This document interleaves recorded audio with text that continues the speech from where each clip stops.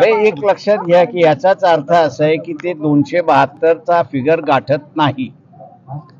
तो जर फिगर त्यांनी गाठला असता तर त्यांनी महाराष्ट्रामध्ये उद्धव ठाकरे आणि शरद पवार यांना ऑफर दिली की तुम्ही या, नाही आलात तर तुमच्यावर काय कारवाई करतो तेवढी बघा.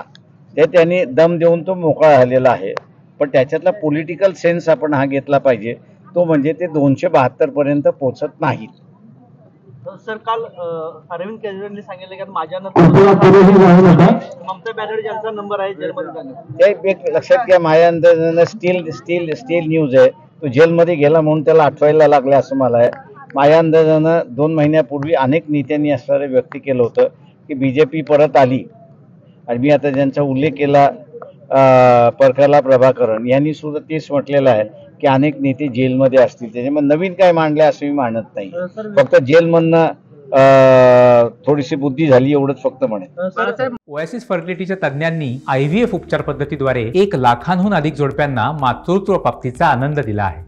मोफत अपॉइंटमेंट बुक करण्यासाठी आजच संपर्क साधा. महाराष्ट्रामध्ये 3 टप्प्यामधले आता उद्या 13 तारखेला एक मताचा टप्पा संपतोय. एकंदरीत मताची आकडेवारी जी आहे कुठेतरी कमी होताना दिसते आणि मोदी शहांच्या सभा ज्या आहेत त्यांचा झपाटा सुरू झालेला आहे. काय एकीकडे याकडे कसं बघतो? मी असं एक बघतो की त्यांचा झपाटा चालू झाला असला तरी 10 मिनिटांनंतर लोक उठून चाललेत, हाही त्याच्यातला झपाटा आहे.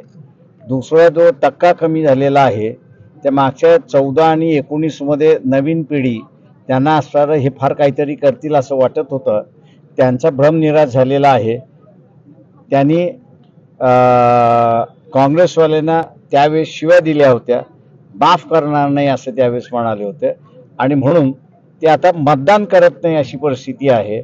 हा सगळा लॉस भारतीय जनता पक्षाचा असं मी त्या ठिकाणी मानतो. पंतप्रधानांना दारुड्याची उपमा दिली, काय म्हणाला? तर मी अर्थव्यवस्था जी आहे ती कम्पेअर करताना लोकांना सांगितलं की पंतप्रधानाचं धोरण आणि एखाद्या व्यसनाधीन असणाऱ्या माणसाचं धोरण हे सारखं आहे. थँक्यू.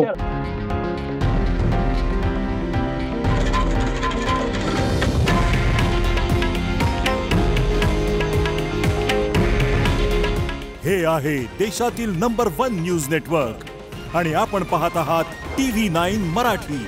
काळजी तुमची, हित महाराष्ट्राचं.